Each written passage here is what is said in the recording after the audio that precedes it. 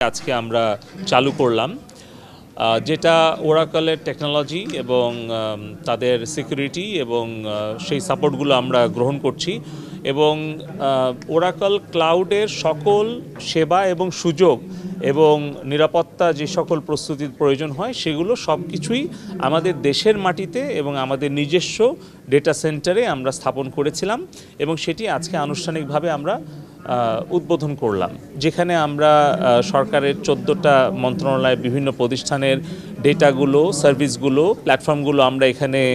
সংরক্ষণ করছি এবং নিরাপত্তা নিশ্চিত করছি এবং সার্ভিসগুলো ডেলিভারি করছি। তার আনুষ্ঠানিকভাবে আজকে উদ্বোধন হলো, যেটি বাংলাদেশ গভর্নমেন্ট ক্লাউড হিসেবে কাজ করবে এবং আগামী দিনে আমাদের যে সক্ষমতা তৈরি হয়েছে, আমাদের ডিজিটাল নথি থেকে শুরু করে আমাদের অন্যান্য প্ল্যাটফর্মগুলো এবং অন্যান্য সরকারের যেগুলো সেবা, সেগুলো আমরা আশা করছি যে তারা অত্যন্ত নিরাপদে সংরক্ষণ করা এবং সেগুলো পরিচালনার জন্য বাংলাদেশ গভর্নমেন্ট ক্লাউডেই সেই সিস্টেম, সফটওয়্যার এবং প্ল্যাটফর্মগুলো তারা এখানে হোস্ট করবে। যখন টিয়ার 4 ডেটা সেন্টার আমরা স্থাপন করি গাজীপুরে, কালিয়াকৈরে, বঙ্গবন্ধু হাইটেক সিটিতে, এখানে প্রায় 7 একর জায়গায় আমরা